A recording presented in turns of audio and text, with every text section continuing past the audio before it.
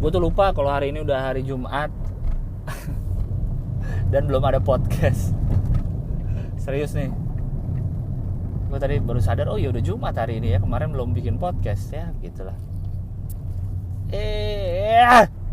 Apa sih motor tuh? Ada mobil di belakang masih maju anjing.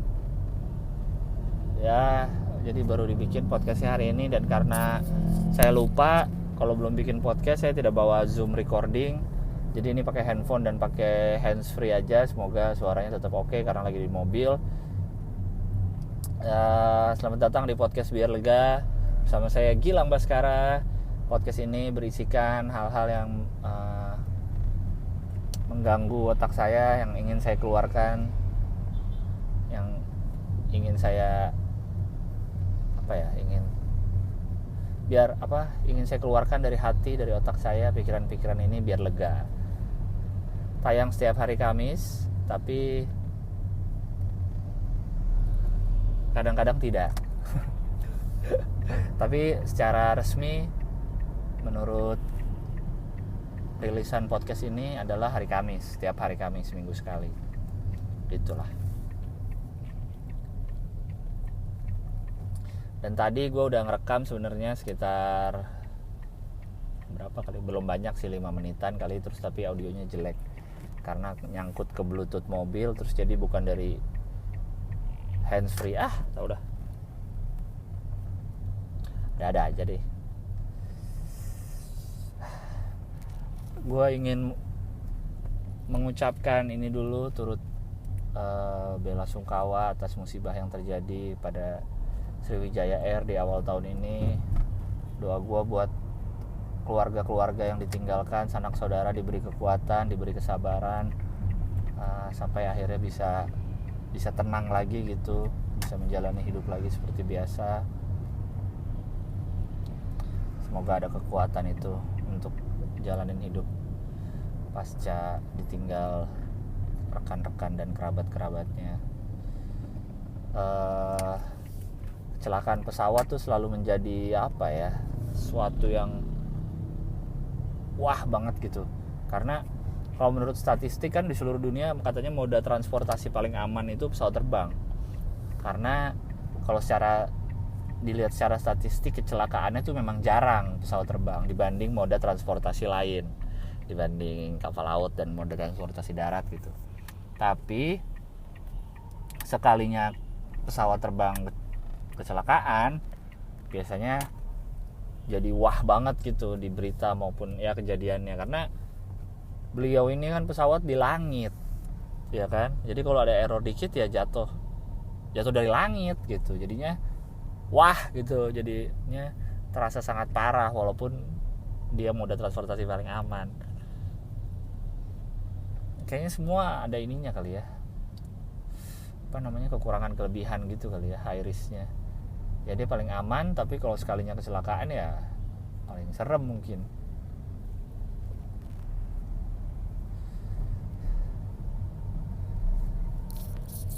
Karena kalau gue lihat selama ini, kecelakaan pesawat tuh biasanya jadi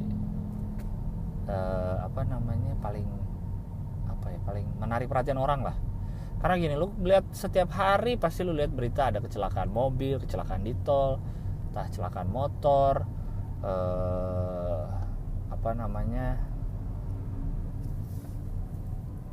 kecelakaan bis. Kadang ada yang ringan, kadang ada yang sampai ada yang meninggal juga. Dan kita tuh biasa ngeliat berita kayak gitu, jadi kita udah kayak nggak aneh lagi gitu kalau ngeliat kecelakaan di jalan raya, di darat gitu.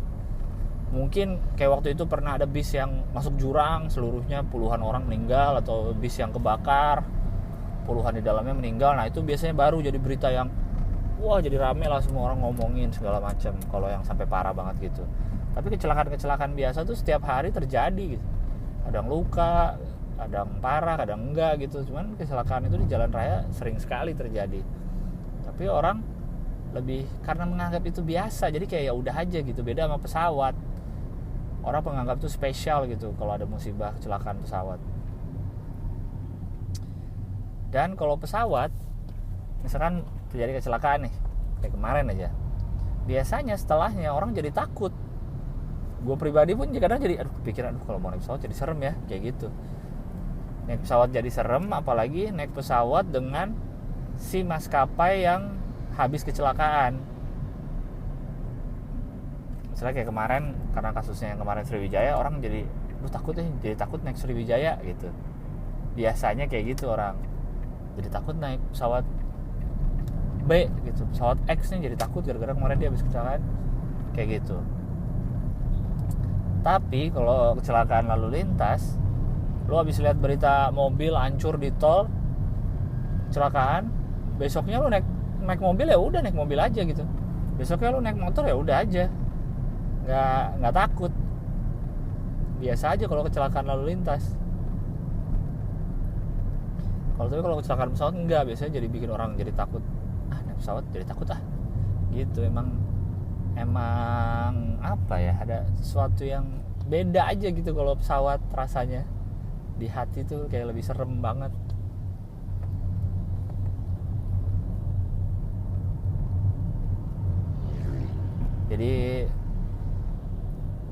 Jadi apapun sih kalau menurut gue, lu naik apapun, jalan kaki pun, naik sepeda apa, banyak doa sih. Banyak doa. Selain itu adalah hati-hati. Paling nggak kitanya sudah hati-hati. Walaupun kalau lo sering nonton akun-akun dashcam owners di Instagram tuh, kadang orang yang hati-hati malah ditabrak sama orang yang begajulan di jalan. Tapi ya bukan berarti kita harus jadi begajulan juga dong. Ya udah aja kita tetap hati-hati kalau menurut gua gitu. Paling nggak kitanya udah hati-hati. Kita kontrol yang bisa kita kontrol, yaitu diri kita sendiri. Kalau orang lainnya tidak hati-hati, apa maksudnya, misalnya sembrono di jalan plus kitanya juga sembrono di jalan, bisa saling ketemu tuh, malah mungkin akan lebih parah yang terjadi. Atau kita yang begajulan,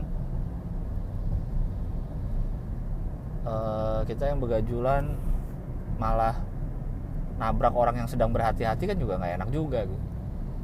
Jadi mendingan ya udahlah, kitanya aja lah, hati-hati aja gitu.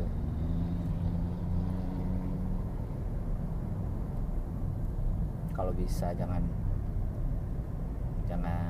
membahayakan diri sendiri, apalagi bahayain orang lain.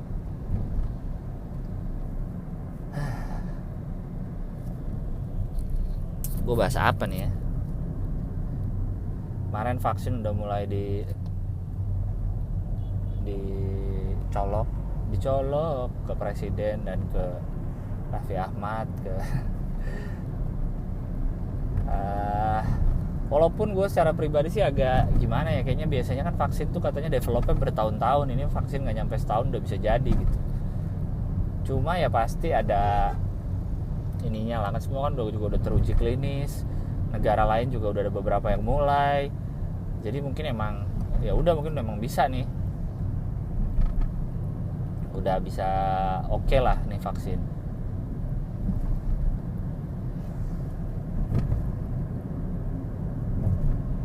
Ya gimana ya, kita harus pilih-pilih sih mana yang mau kita percaya atau tidak percayai dari negeri ini. Kalau corona jelas nggak usah dipercayain. Kemarin waktu gue covid ada yang ngasih selebaran jamu-jamuan, ramuan jamu-jamu rekomendasi dari Kementerian Kesehatan. Nggak usah percaya menurut gue. Cara negara ini ngelola pajak, aka duit kita, pengennya nggak percaya sih, cuman ya gimana lagi lah, udah tinggal di sini. Gue kalau bisa pindah negara mau pindah. Gak ada yang bercanda, aku tidak mau pindah dari negara yang sangat indah pemerintahannya ini, dan jelek alamnya. Kalau vaksin menurut gue lebih setuju vaksin itu disosialisasikan dan dijadikan hak. Jadi masyarakat berhak mendapat vaksin. Tapi kalau vaksin wajib, nggak tahu sih gue kalau yang corona. Kayaknya kalau yang kayak waktu kita kecil tuh campak, agar apa sih, vaksin waktu kita kecil tuh agar nggak, apa aja sih vaksin tuh selain campak, aing poho. Gue inget waktu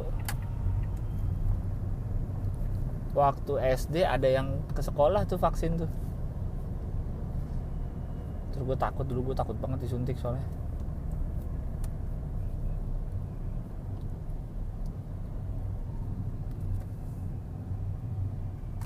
Itulah vaksin itu.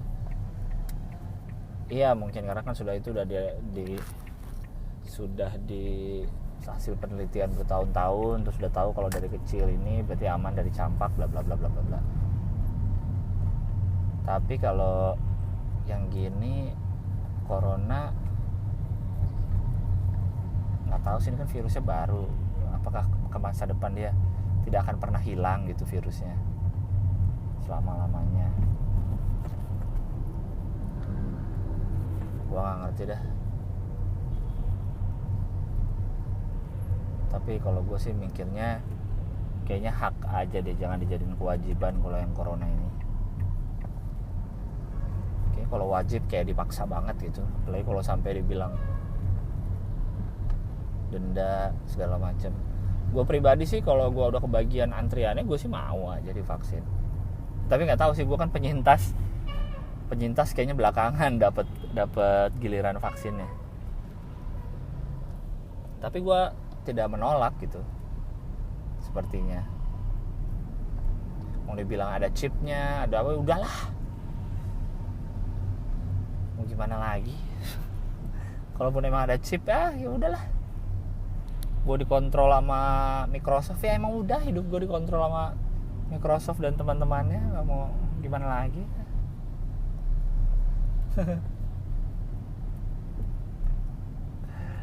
Ada aja ya berkehidupan ini, plus berkehidupan di mana, di Jakarta Raya ini macam-macam lah ininya, keseruannya.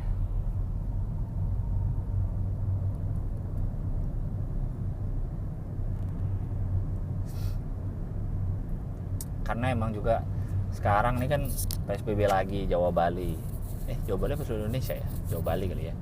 Disebutnya juga PPKM, beda lagi. Pembatasan apa gitu, pembatasan apa, banyak banget ini, apa namanya, banyak banget singkatan. Negara nih hobi bener bikin singkatan segala macam, sampai pusing gua. Udah PSBB berubah PPKM apa, kegiatan masyarakat, pokoknya pembatasan pengakses kegiatan masyarakat atau apalah. Udah lah, nggak penting istilahnya nih, yang penting penegakan. Menurut gue semua, gue kayak juga pernah ngomong sih di podcast ini, semua mau soal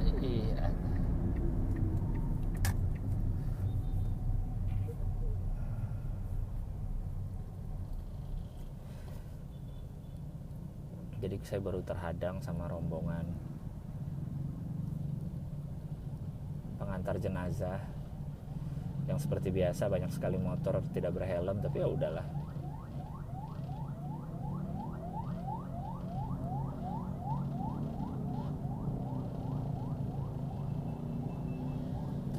Aman ini.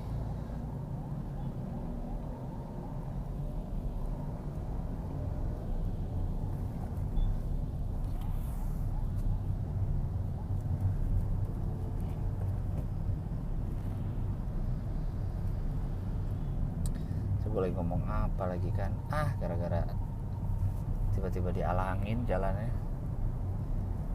poho aing. BTW ini gue baru pakai mobil gue lagi yang biasa, setelah kemarin ditabrak motor, baru bener dari bengkel body. Aduh, jadi cakep banget dah.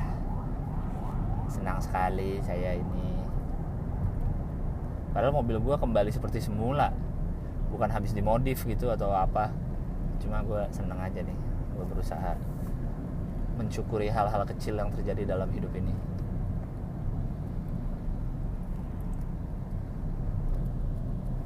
ngomong kemana lagi nih, tadi ngomongin apa sih? Oh ya, penegakan hukum. Ya karena menurut gue semuanya tuh masalah penegakan sih. Soal helm aja. Iya, kadang ada razia, kadang ada yang ditangkep, tapi kayak rombongan orang pengajian, kadang-kadang rombongan pengantar jenazah kagak pada pakai helm, nggak pernah dia apa-apain. Itu ada penegakan genap ganjil, tapi beberapa mobil kadang lewat-lewat aja. Kita lihat, bikin kita curiga, kenapa mobil ini bisa lewat ya tanpa dicek, tanpa diapa, kayak gitu. Penegakannya sebenarnya menurut gue nih semua, apapun gitu, nggak usah soal PSBB, dari dulu lah, apapun peraturan kayaknya peraturan bernegara itu udah lengkap, kayaknya semua udah diatur, cuma penegakannya nggak. Jadi kita kayak merasa kayak gimana sih nih, ini kok kayaknya tenang-tenang banget orang-orang naik motor nggak pakai helm, kok kayaknya banyak banget, makin banyak gitu. Semakin tahun tuh kayak semakin banyak gitu rasanya, bukan orang semakin patuh, kok kayak makin rame gitu.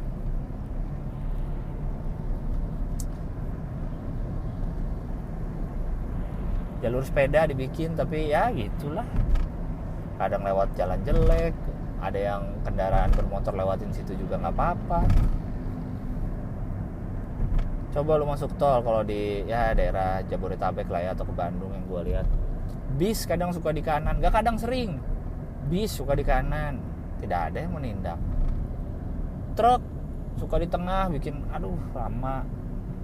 Truk overload tuh, di ininya pick up kecil tapi bawa gede banget ke belakang, santai. Kadang-kadang aja kalau ada polisi baru ditilang. Maksudnya kesadaran itu nggak muncul dari orangnya gitu.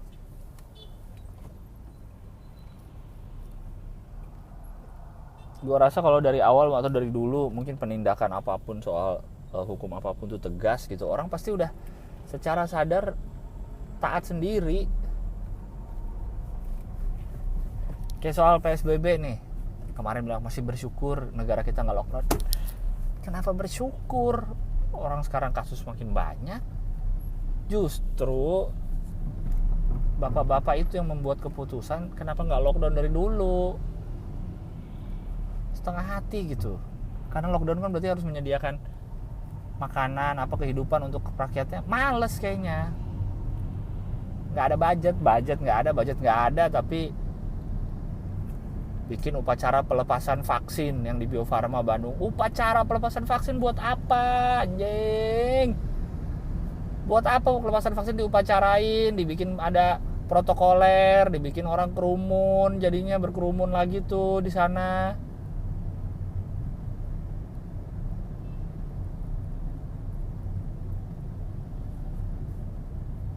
Gimana sih? Nggak ngerti gue asli. Kenapa masih ada upacaranya pelepasan vaksin itu? Ya udah aja distribusiin. Nih negara ini suka sekali dengan singkatan dan seremonial apa tuh. Wah, ada upacara ini, pelepasan sambutan. Suka banget ngundang biar atasan-atasan pada sambutan tuh kan. Aduh, emang budaya menjilat atasan tuh udah. Atasan datang telat tetap dihormatin. Pak, silakan Pak. Acara random jadi ngaret karena si atasan ini, tapi nggak apa-apa lah karena ini si bapak minta gini. Tol. Nggak bosen apa dengan yang terjadi di negara ini bertahun-tahun? Lu nggak pengen ada yang lu ubah apa?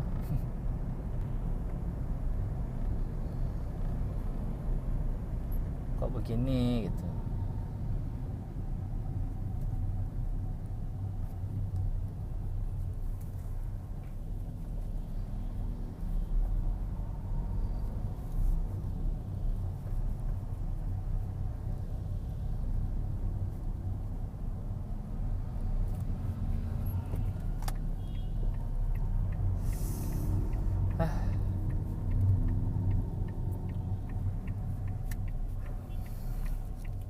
Pusing gak sih lo?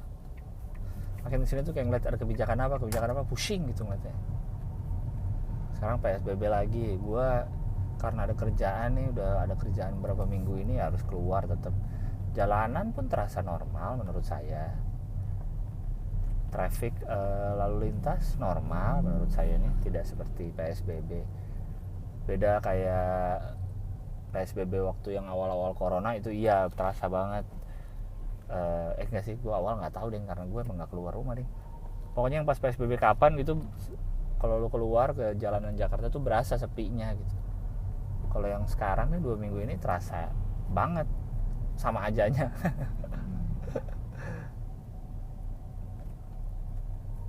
Ya nggak tahu lah. Lu mau nyalahin kesadaran masyarakat boleh, kalau emang mungkin bisa dibilang masyarakat kita kurang sadar gitu, kurang inisiatif sendiri. Tapi kalau lihat penegakan hukumnya begitu juga, ya bisa juga dong disalahin. Emang ini kombinasi maut emang Indonesia ini. Pemangku kebijakan yang tidak tegas plus masyarakat yang tidak, kesadarannya kurang. Ya udah, welcome to our country. Tapi gue udah mau sampai nih, baru berapa, 21 menit. Udah lah, lumayan lah. Ntar lah gue lanjut lagi ya. Terima kasih sudah mendengarkan ini tahap pertama, nanti saya lanjut lagi. Bye. Gak tau gue pengen ketawa. Rekaman yang sebelum ini kalian dengar aja tuh bahkan gue rekam untuk episode minggu lalu harusnya kan. Dan sekarang aja udah minggu depannya. Ini hari Sabtu, gue merekam tanggal 23 Januari yang harusnya untuk tayang hari Kamis tanggal 20. Aduh kacau banget gue. Gimana sih ini punya podcast gak niat ya. Dan gue merekam lagi pakai HP biar langsung cepet di-upload. Terus sekarang gue sudah ada memulai sebuah proyekan yang mengharuskan gue berada di Anyer, di luar kota selama kurang lebih 1 bulan ke depan. Ya ada pulang-pulang ke Jakarta sih, cuma di Jakarta aja terus. Tayangnya nggak rajin, apalagi gue ada kerjaan keluar kota gini. Sorry dong. Gue bahkan lupa loh yang rekaman sebelum ini nih, yang di episode yang sama dengan yang ini gue bahas apa sampai lupa gue, saking udah cukup lama. Aduh kacau nih podcast nih. Yuk rajin yuk rajin. Harusnya gue baca email ya, cuman kayaknya harusnya udah ada bahasan baru lagi di minggu ini. Aduh, bisa aja deh gue. Tadi gue pengen ngomong apa ya, udah banyak lagi yang terjadi di minggu ini ya. Tapi satu yang paling gue highlight adalah yang terjadi dengan Nadine Amizah bersama orang-orang suci yang paling benar argumennya, yang tidak pernah salah, yang hanya menilai dari sepotong video. Semoga orang-orang yang marah dengan potongan omongan Nadine Amizah itu bukan orang-orang yang marah, bukan orang yang sama dengan orang-orang yang marah saat Ahok dirundung juga karena sepotong video. Sama-sama potongan video soalnya ini dua-duanya nih. Semoga bukan orang yang sama ya. Pas Ahok belain, pas ini malah marah. Kalau dari potongan video itu dia bilang kan si Nadine, makanya jadi orang kaya gitu biar lu bisa bersedekah, biar bisa membantu orang banyak. Karena kalau saat lu miskin, lu jadi benci sama segala hal gitu, dan nggak ada kesempatan untuk berbuat baik apa, kalau nggak salah gitu deh. Maksudnya kalau lu hidup susah tuh lu banyak bencinya terhadap dunia ini kayak gitu. Kurang lebih potongannya itu yang gue lihat. Gue pun juga belum nonton full interviewnya, nggak pengen juga.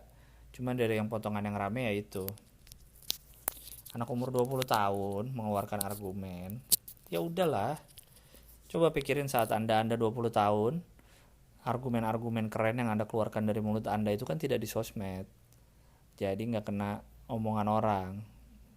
Ini kebetulan aja Nadine muncul di era sosmed berumur 20 tahun. Sampai akhirnya yang menurut gue nggak perlu sebenarnya sih. Cuman mungkin itu salah satu PR yang dilakukan oleh eh, Nadine yaitu bikin video klarifikasi, video minta maaf 7 menit dengan subtitle. Habis itu dia bikin lagi tulisan panjang di Twitter. Menurut gue nggak perlu sih minta maaf kayak gitu si Nadine atas apa yang dia omongin, itu nggak perlu menurut gue. Merasa menang banget mereka tuh, kayak anjing gue berhasil bikin anak 20 tahun minta maaf, keren, gue keren. Aduh, kacau. Gue yang lihat statement Nadine gitu terus banyak yang ke-trigger sampai marah banget, justru membuktikan kalau statement Nadine tuh ada benernya. Gue bukan bilang yang marah-marah di Twitter tuh orang miskin ya, gue nggak bilang gitu. Tapi kenapa kamu punya banyak sekali waktu untuk membenci orang sih? Gue nggak bilang kalian miskin ya yang marah-marah waktu kemarin sama Nadine. Sekali lagi gue nggak bilang lu benci dengan dunia dan lu apa, gue nggak bilang itu.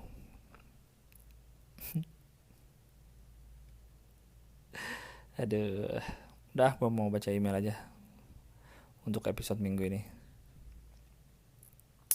Singkase kose, senorita. Emailnya bisa dikirimkan ke podcast biarlega@gmail.com.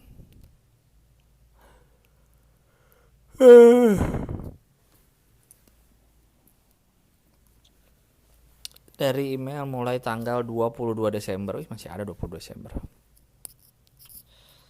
Ta ta ta ta ta ta ta.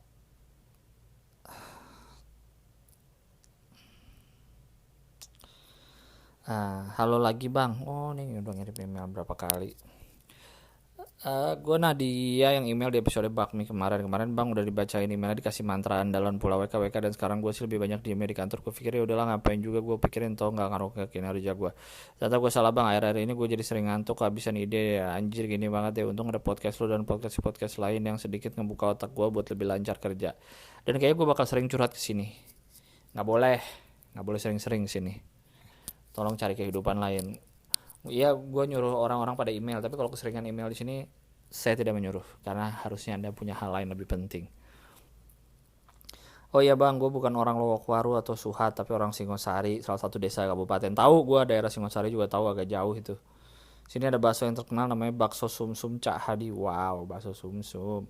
Lagi di Malang, nyoba mampir sini ya, cobain sensasi nyeruput sumsum sini. Doaku apapun yang terbaik untukmu bang. Nggak mau Singosari jauh. Jangan dibaca namanya ya bang. Oke. Aku pengen cerita kekesalanku pada salah satu suster bang. Suster apa nih? Gereja apa rumah sakit? Jadi ceritanya adik aku dirawat di RS setelah 3 hari. Dan pas mau pulang, dicek dulu sama dokter. Terus si suster nyeletuk gini, Bu, ibu sadar gak sih anak ibu ada kelainan? Lihat kepalanya gede kayak kena penyakit. Terus lihat perutnya besar kayak orang kurang gizi. Kesel gak sih bang? Andai aku ada di situ pengen ngegeplak mulutnya. Kita yang capek kurang tidur malah diomongin gitu, bikin nambah drop. Gak sopan banget sumpah, padahal gaji dari uang kita juga. Menurut Bang Gilbas gimana seandainya abang diomongin gitu? Makasih Bang Gilbas, sehat selalu. Tapi adik kamu memang ada penyakit atau apa nggak? Mungkin kalau menurut saya nih dari baca gini doang, kayaknya itu ada kesalahan di kata-kata yang digunakan oleh sang suster. Kalau menurut gue sih dia kayaknya salah memilih perkataan. Mungkin maksud dia cuma ngingetin kali, ibu itu anaknya udah diperiksa atau apa. Mungkin dia sebagai nakes melihat ada yang salah dari adekmu. Cuma cara ngomong, iya sih, lebih ke cara ngomong dan cara ngomong lah. Lebih ke cara dia ngomong yang salah, malah jadi nggak enak gitu didengarnya. Ya nggak? Oke, lanjut emails berikutnya. Kurangnya pendidikan tentang kehidupan sosial. Halo Kak Gilang, langsung aja aku mau nanya, pilih mana? Tetap berbuat baik ke teman-teman walau mereka manfaatin kebaikan Kak Gilang, atau baik ke teman-teman kalau mereka baik ke kakak? Simpelnya adalah ketika mereka butuh bantuan Kak Gilang, kakak langsung bantu tanpa mikir, itu benar-benar pengen bantu dan nolongin mereka. Tapi pas Kak Gilang butuh bantuan mereka nolak dengan banyak alasan. Itulah intinya masih menimang-nimang untuk bantu Kak Gilang. Oke. Kalau gue suruh milih, tentu tetap baik ke semua orang kalau bisa, ya nggak? Tetap baik ke semua orang, tapi Kalau yang kayak gitu nggak usah ditemenin lah. Ngapain lu tetap berteman sama mereka? Ya udah balik jadi orang kenal aja. Oke, cukup kenal aja sama dia, cukup tahu lah, kalau kata orangnya cukup tahu aja deh. Tapi tentu nggak jadi jahat sama dia dong. Kalau misalnya dia kenapa-napa, masa lu nggak nolongin atau lu nggak bantuin? Tapi tidak usah berteman, ya dong, bisa dong. Bisa dong lu baik sama orang tanpa perlu berteman, ya nggak? Kayak gitu sih kalau menurut gua. Ngapain masih ditemenin? Itu aja logikanya, ngapain masih ditemenin kalau emang dia begitu orangnya. Oke, itu aja yang mau ditanya. Semoga Kak Gilang sehat terus sampai pandemi ini berakhir, amin. Terima kasih Kak. Tapi aku tadi udah gak sehat terus kemarin kan. Oh, ini 26, dia masih belum tahu saya sudah kena COVID. Perfeksionis bikin depresi. Email dan nama jangan disebutin ya Mas. Oke. Halo Mas Gilang, namaku Rice, cewek umur 18 tahun dari Surabaya. Tahun ini aku jadi mahasiswa baru di kampus yang memang jadi tujuanku. Dari dulu aku punya kepribadian yang perfeksionis Mas. Baru nyadarnya sih waktu SMA ketika ada tes kepribadian gitu. Dulu aku bersyukur punya kepribadian ini, apa yang aku lakukan bisa dibilang mendekati sempurna. Tapi lama-kelamaan ada titik yang bikin aku cemas. Bikin aku cemas, nggak jelas tentang suatu hal yang nggak penting. Aku pernah menata ulang kamarku sebulan bisa 3-4 kali hanya karena aku nggak nyaman lihat salah satu sisi. Beberapa kali dengerin podcast Mas Gilang selalu bahas tentang quarter life crisis. Aku nggak tahu di umurku ini udah masuk ke situ apa belum, tapi aku takut kalau nggak bisa menghadapi masa-masa itu. Sebenarnya aku udah tahu hidupku mau dibawa kemana, tapi aku takut kalau nggak bisa menerima rencana yang aku buat ini berantakan. Aku juga tahu Allah pasti ikut campur di rencana yang aku buat. Aku juga ada plan B, C, dan seterusnya. Kalau sampai plan E gagal dan aku takut gagal, tapi dia udah punya plan, seandainya plan E gagal. Tapi aku takut nggak bisa kuat sama hal-hal yang berantakan dari sisi perfeksionis tadi. Umurmu berapa sih? 18. Karena gue sering bahas tentang quarter life crisis, lu menurut gue jangan takut juga sih menghadapi masa itu. Karena gini, sebelum gue melewati umur-umur itu pun gue sudah pernah dengar dan sudah tahu tentang yang disebut quarter life crisis. Tapi ya udah aja, tetap jalanin aja kan. Mau emang dari 18 lu mau langsung mau skip ke umur 26 gitu. Langsung mau skip ke umur 27 kan nggak bisa juga. Itu kan emang umur-umur yang harus lu lewatin mau gak mau gitu. Itu udah umur-umur yang pasti terjadi. Jadi menurut gue lu gak usah takut. Karena menurut quarter life crisis itu, iya sih namanya quarter, iya sih biasa disebut di umur-umur 25 ke bawah gitu. Umur-umur segitulah, karena seperempat. Kita gak tahu kapan tepatnya ngena ke kita, paham gak? Kayak sebenarnya kan kuarternya nih life expectancy orang-orang tuh kan, kalau nggak salah kalau orang Indonesia tuh orang Indonesia tuh 70-an tahun ya kalau nggak salah, apa 60-an tahun. Ya kalau 60-an tahun dibagi 4 kuarternya ya kira-kira aja umur berapa. Segituan lah kira-kira kalian akan mengalami kegalauan tentang hidup itu. Kalau gue sih inget ya itu SMA dan kuliah sih lebih berasa sih gue, apalagi pas ujung-ujung lagi skripsi. Di situ tuh gue kalau inget lagi, di situ lah masa-masa gue bener-bener kayak gue ngapain ya hidup ini ya, kayak gitu sih. Itu tuh quarter life crisis. Jadi menurut gue lu nggak usah takut, nggak usah di kira-kira misalnya lagi menjalani hidup nih, ini quarter life crisis bukannya? Apakah ini yang disebut quarter life crisis? Ini bukan, apa tahun depan? Apa gini, malah lu menambah baru di quarter. Udah mah quarter life crisis akan membawa sedikit masalah kehidupanmu. Bukan masalah sih, ada pikiran-pikiran. Terus pikiran akan lu takut dengan quarter life crisis itu akan menjadi masalah tambahan lagi di quarter life crisis. Pusing gue ngomong quarter. Kayak gitu.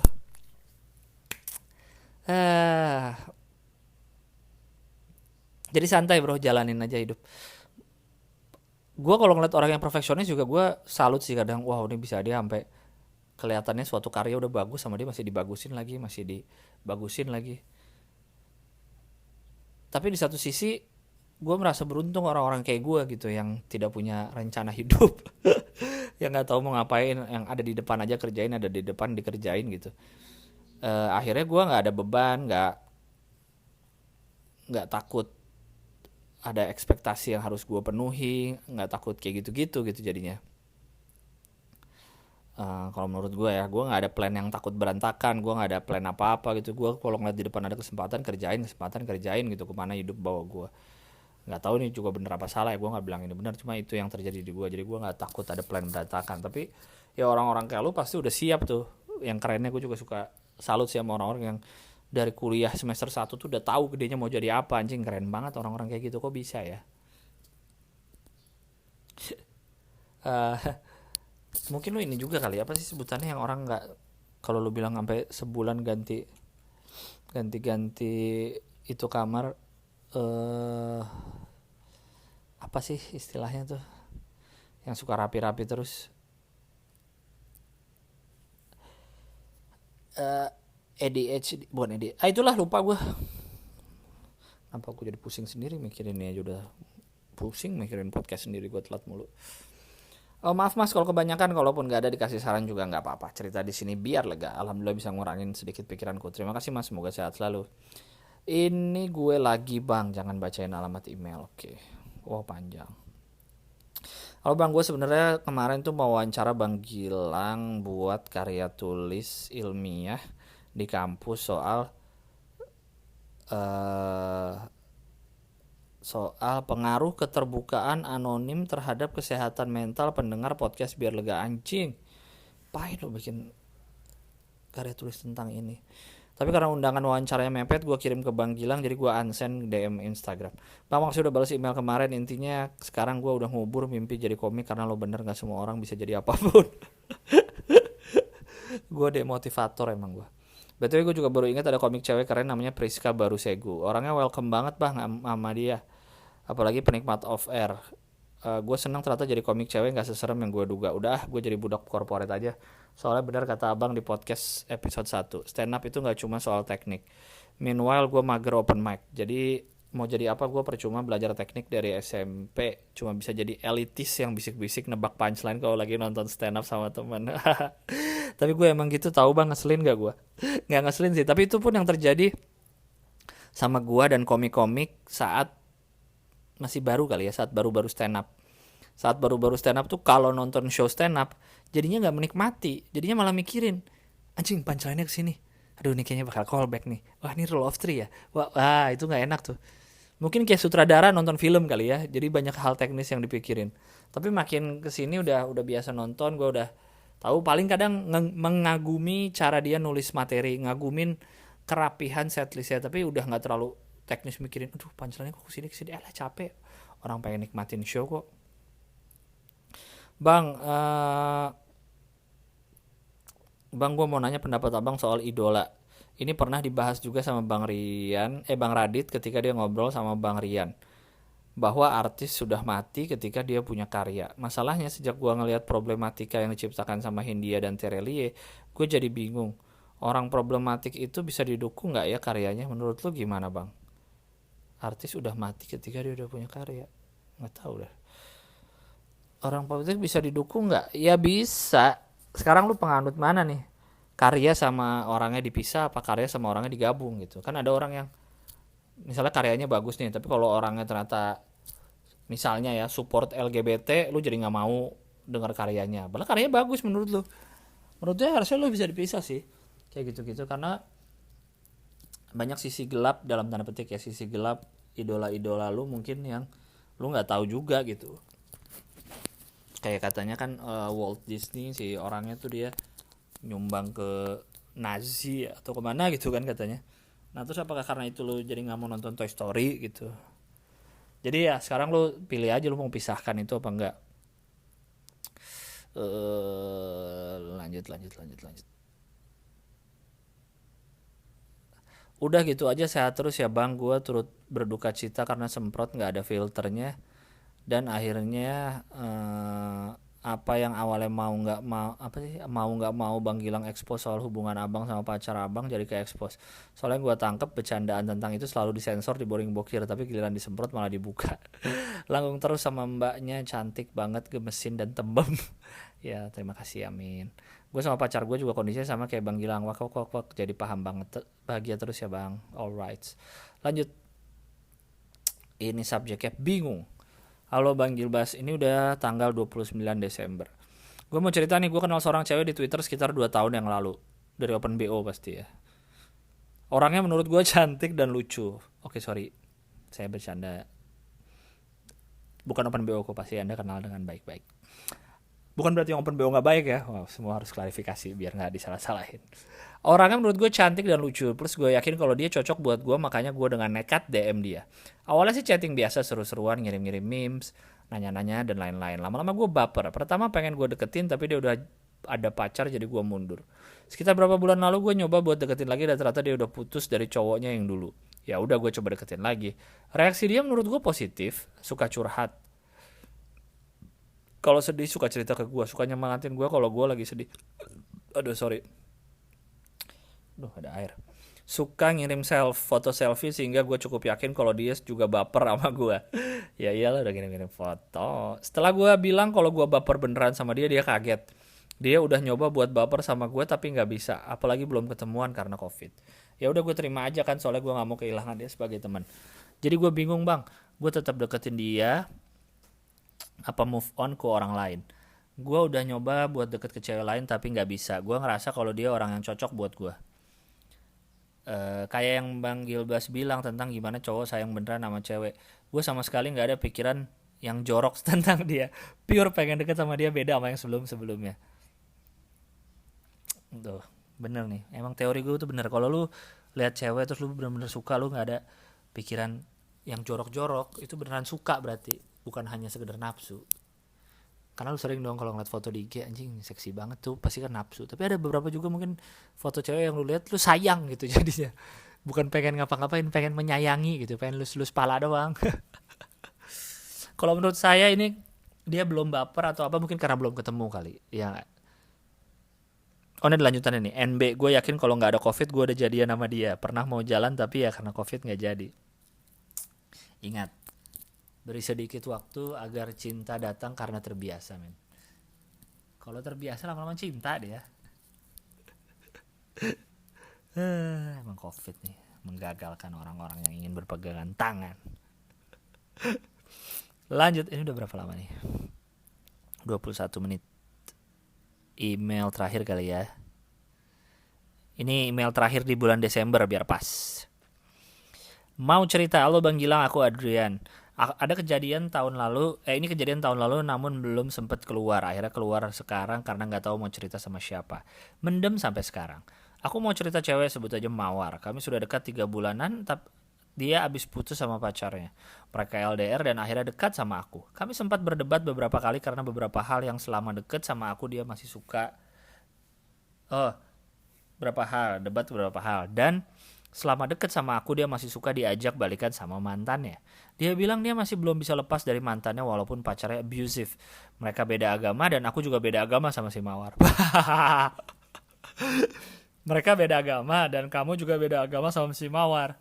Berarti kamu dan pacarnya Mawar itu dan mantannya Mawar satu agama gak? Jadian aja udah kalian dah. Dia bilang gak mau lagi pacaran beda agama. Sepertinya aku udah gak ada harapan. Tapi dia masih suka ngehubungin aku dan aku masih jatuh terbuai juga. Nah setelah perdebatan tentang jangan balikan sama mantannya yang abusive dan diem-dieman selama berapa hari, kami baikan. Nonton dan makan sushi teh di kota Casablanca. Kapan lu nonton? Emang ini pas pandemi apa? Oh ini cerita lama ya, kejadian tahun lalu. Ya sorry lupa. Nonton dan makan sushi teh di kota Casablanca. Malam hari sebelumnya dia udah bilang kalau mau ngomong sesuatu. Aku udah GR aja. Nah pas di sushi teh, setelah makan, dia ngeluarin kertas yang bertulis kalau dia balikan sama mantan. Kenapa mau dia balikan sama mantan masih ditulis di kertas ya? Ya Allah. Dan di situ pertama kalinya aku nangis depan cewek, dan ya udah aku bayar semuanya dan hening sepanjang perjalanan. Aku sih nangkepnya dia cuma butuh perhatian dari orang lain karena dia LDR. Agak sakit memang, tapi deket sama dia ngajarin aku buat jujur dan lebih sayang sama diri sendiri. Amit-amit pacaran sama orang abusif. Maaf kalau panjang. Makasih udah dibacain. Dan kalau menurut Bang Gilang gimana? Kamu nih cewek cowok sih? Oh, Adrian cowok ya. Gimana ya? Anggap aja itu adalah salah satu investasi. Investasi dalam arti itu bagian dari pembelajaranmu tentang kehidupan, tentang relationship lebih tepatnya. Ya, tentang kehidupan pada umumnya lah gitu. Tentang penolakan. Untuk pelajaran yang bisa lu ambil banyak banget kan. Ini tentang hubungan, iya, relationship satu. Tentang kehidupan, iya. Tentang penolakan, iya. Kayak gitu. Jadi untuk Anda ke depannya agar bisa menemukan yang lebih baik. Wah, aduh. Kocak nih orang-orang.